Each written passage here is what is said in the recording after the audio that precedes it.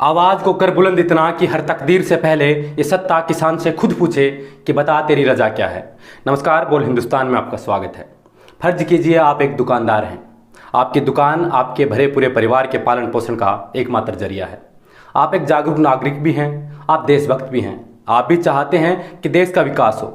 फिर एक शाम कुछ अधिकारी आकर आपके दुकान के बाहर एक नोटिस चस्पा कर जाते हैं जिसमें लिखा होता है, नए राष्ट्रीय राजमार्ग के निर्माण एवं विस्तार हेतु आपकी दुकान अधिग्रहित कर ली गई है, जिसके एवज में मुआवजे के रूप में आपको 51,000 की राशि सरकार द्वारा दी जाएगी। अब आपके परिवार के पालने के लिए वो दुकान के एवज में आपको 51,000 लेने ही होंगे ताकि देश का विकास होता रहे, नहीं तो शायद आप देश के विकास में रुकावट बन सकते हैं। ऐसी सैकड़ों वानगियां हमें देखने को मिलती रही हैं। दर्जनों गरीब किसानों के परिवार समेत आत्महत्या करने के मामले भी सामने आ चुके हैं। शायद हम भूल गए हैं कि जिनको कुचलकर आज हम अपने निर्माण और विकास के कार्य करवा रहे हैं, वह ना तो कभी उस राजमार्ग पर अपनी गाड़ियां दौड़ा सकेंगे, ना ही उनकी ज़मीन का कोई विकल्प मिलेगा जिनसे वह अपना गुजर बसर कर सके। हाँ, ये जरूर है कि कुछ साल बाद आप सुन सकते हैं कि हाईवे किनारे सो रहे गरीब परिवार को तेज रफ्तार ट्रक ने कुचल दिया। ऐसी एक परियोजना है भारतमाला परियोजना। अब आपको समझाता हूं कि भारतमाला परियोजना क्या है। भारतमाला परियोजना NH 754 के सड़क बीकानेर जिले से होकर गुजर रही है, जिसके अंदर बीकानेर, लुणकनसर, नोखा तहसील के 41 गांव आते हैं। जिन किसानों के खेत से होकर ये राष्ट्रीय राजमार्ग गुजर रहा है, उन किसानों को सरकार मामूली DLC रेट पर ज़मीन का अधिग्रहण कर रही है। यानी जहां बाजार मूल्य 2 लाख है, वहां पर सरकार करीब 50,000 दे रही है, यानी कि एक खेजड़ी के करीब 15 रुपये।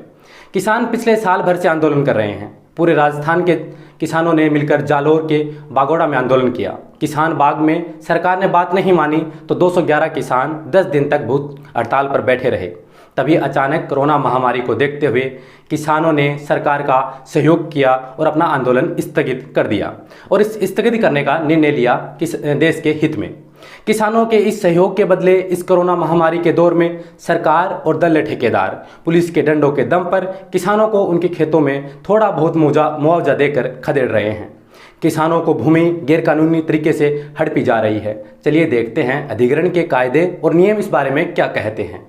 पहला, आर्टिकल 300A भूमि अधिग्रहण से संबंधित एक मामले में दायर याचिका पर सुनवाई करते हुए सर्वोच्च न्यायालय ने यह स्पष्ट किया कि राज्य द्वारा उचित न्यायिक प्रक्रिया का पालन किए बिना नागरिकों को उनकी निजी संपत्ति से जबरन वंचित करना मानवाधिकार और संविधान के अनुच्छेद 300A के तहत प्राप्त संवैधानिक अधिकार का उल्लंघन होगा। सर्वोच्च न्यायालय के मुताबिक कानून से शासित किसी भी लोकतांत्रिक व्यवस्था में राज्य कानून की अनुमति के बिना नागरिकों से उनकी संपत्ति नहीं छीन सकता।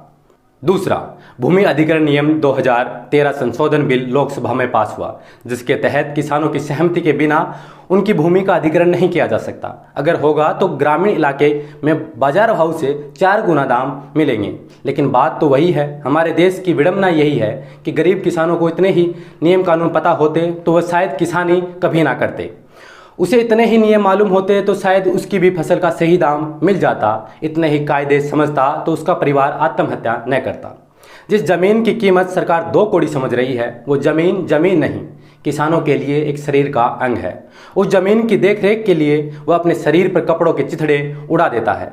सर्दी और गर्मी की परवाह किए बगैर अर्धनग्न तन पर खेती करके वो पूरे देश का पेट भरता है। मगर अफसोस, आज देश के किसानों को मंदिर का ऐसा घंटा बना दिया जिसको प्रकृति बजाती है, पूंजीवादी लोग बजा जाते हैं, दलाल बजा जाते हैं और बचा कुछ सरकार बजा देती है।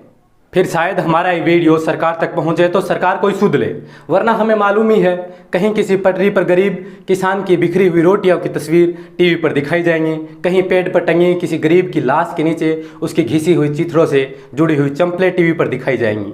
लेकिन सरकारें विकास करके ही रहेंगी।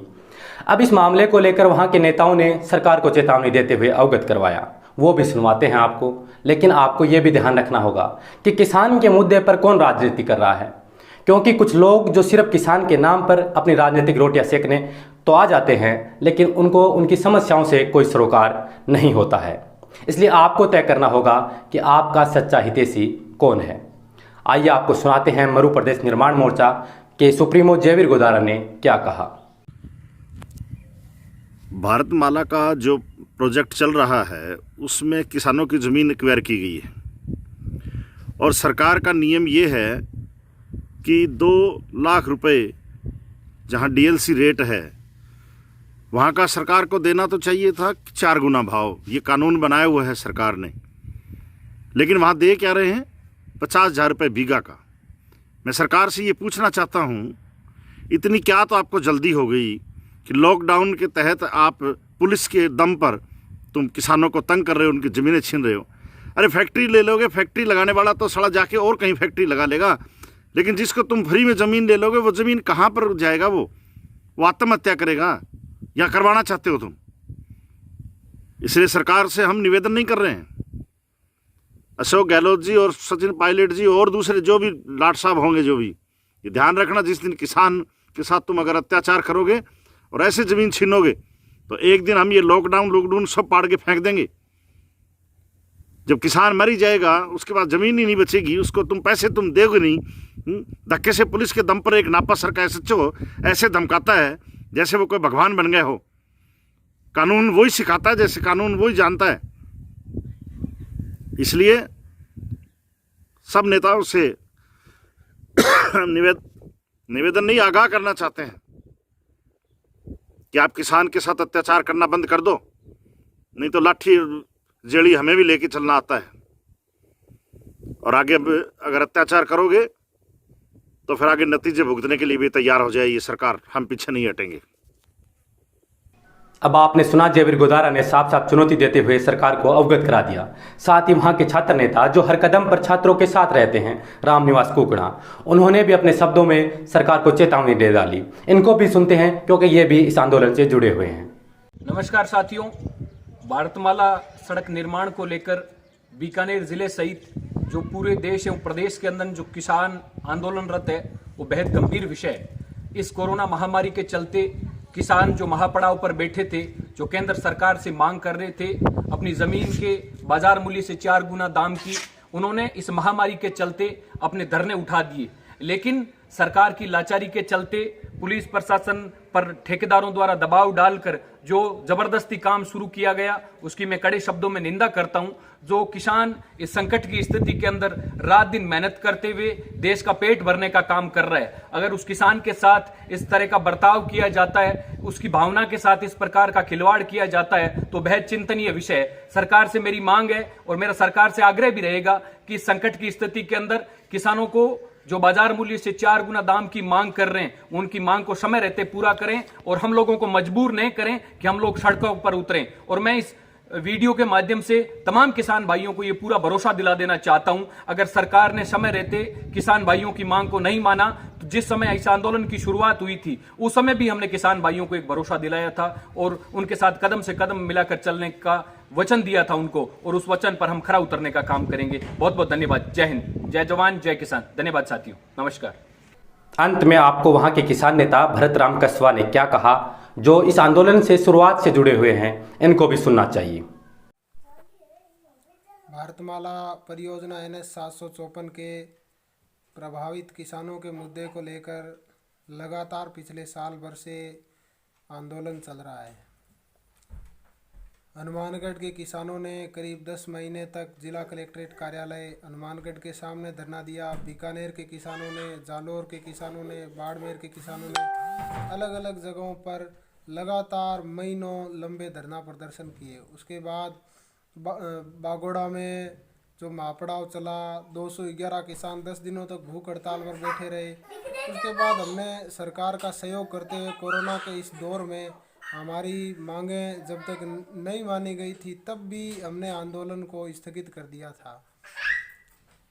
और बावजूद उसके आज परिस्थिति ये है, मुआवजा दिए बिना सरकार लॉकडाउन के दरमियान ही पुलिस के डंडे के दम पर खेतों में कब्जा कर लेना चाहती है, जो हम कभी नहीं होने देंगे। हमारी मांगें थी, सबसे पहली मांग 2013 में जो कानून बना हुआ है उस कानून के आधार पर बाजार मूल्य से 4 गुना मुआवजा दिया जाए, जबकि जिला प्रशासन अपनी गलती स्वीकार कर चुका है 31 दिसंबर को लिखे हुए लेटर में। जो बाजार मूल्य तय करने की प्रक्रिया थी वो उचित प्रक्रिया नहीं अपनाई गई है।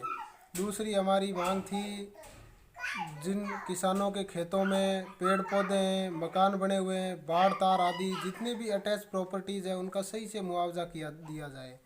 सरकार ने जो अटैच प्रॉपर्टीज का अवार्ड जारी किया है बीकानेर तहसील का, उसमें एक खेजड़ी का मात्र 15 रुपये जोड़ा है। तीसरी हमारी मांग थी खेतों के आर पार आने जाने के जितने भी रास्ते हैं, एक खेत के 2 टुकड़े हो रहे हैं तो इस सड़क के बीच में से अंडर ब्रिज बना करके उस खेत के मालिक को आने जाने का रास्ता दिया जाए। चौथी हमारी मांग थी रोजगार है वो सबसे पहले प्राथमिकता के आधार पर स्थानीय लोगों को रोजगार दिया जाए, जबकि सरकार ने दिल्ली से और पता नहीं कहाँ कहाँ से ठेकेदार लाकर यहाँ टिका दिए हैं। अब ज़मीनें भी किसान दे, पुलिस के डंडे भी किसान खाए और मुआवजे की मांग को लेकर के आंदोलन लड़े, उस पर भी सरकार इस तरह सख्ती दिखाए, तो ये कहाँ का लोकतंत्र है, ऐसा मालूम होता है। इससे अच्छा तो अंग्रेज़ों वाला